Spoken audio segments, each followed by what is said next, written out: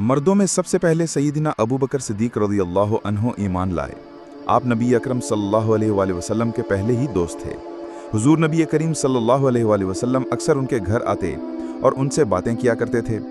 एक दिन हज़रत हकीम बिन हज़ाम रज़ियल्लाहु अन्हु के पास बैठे थे कि उनकी एक बांदी वहाँ आई और कहने लगी, आज आपकी फूफी खतीजा ने यह दावा किया है कि उनके शौहर अल्लाह ताला की तरफ से भेजे हुए पैगंबर हैं, जैसा कि मूसा अलैहिस्सलाम थे। हज़रत अबू बकर सिद्दीक़ रज़ियल्लाहु अन्हु ने जो ही हज़रत हकीम रज़ियल्लाहु अन्हु की बांदी की ये बात सुनी, चुपके से वहाँ से उठे और नबी करीम सल्लल्लाहु अलैहि वसल्लम के पास आ गए और आपसे इस बारे में पूछा। इस पर आपने हज़रत अबू बकर सिद्दीक़ रज़ियल्लाहु अन्हु को वही आने का पूरा वाक़या सुनाया और बताया कि आपको तबलीग़ का हुक्म दिया गया है।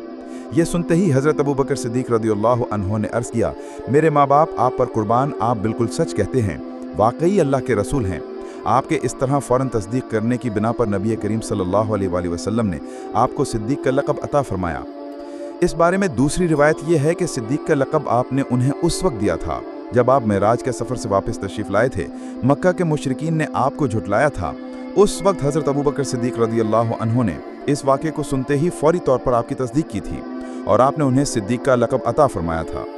गर्ज़ अबू बकर सिद्दीक़ रज़ियल्लाहु अन्हु ने आपकी नबूवत की तस्दीक फ़ौरी तौर पर कर दी।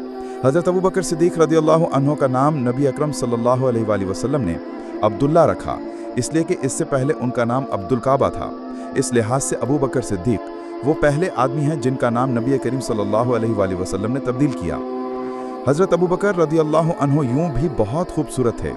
इस मुनासबत से आप सल्लल्लाहु अलैहि वसल्लम ने इनका लक़ब अतीक कर रखा था। अतीक का मतलब है खूबसूरत, इसका एक मतलब आज़ाद भी है।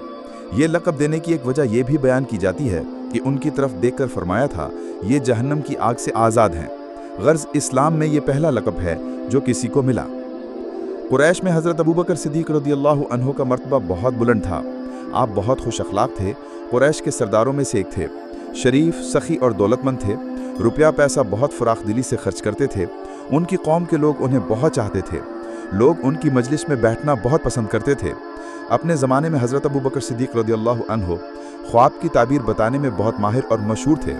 चुनाचे अल्लामा इब्न सीरीन रहमहुल्लाह कहते हैं, नबी करीम सल्लल्लाहु अलैहि वसल्लम के बाद हज़रत अबू बकर सिद्दीक़ रज़ियल्लाहु अन्हु इस उम्मत में सबसे बेहतर ताबीर बताने वाले आलिम हैं।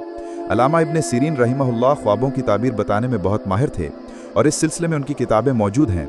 इस किताब में ख्वाबों की हैरत अंगेज़ ताबीरें दर्ज हैं। उनकी बताई हुई ताबीरें बिल्कुल दुरुस्त साबित होती रहीं।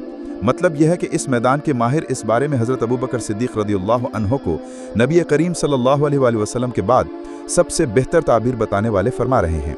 अबू बकर सिद्दीक़ रज़ियल्लाहु अन्हु नसबनामा बयान करने में भी बहुत माहिर थे, बल्कि कहा जाता है कि इस इल्म के सबसे बड़े आलिम थे। हज़रत जुबैर बिन मतम रज़ियल्लाहु अन्हु भी इस इल्म के माहिर थे।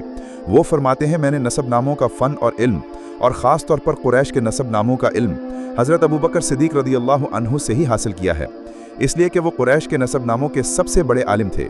कुरैश के लोगों को कोई मुश्किल पेश आती तो हज़रत अबू बकर सिद्दीक़ रज़ियल्लाहु अन्हु से रब्ता करते थे।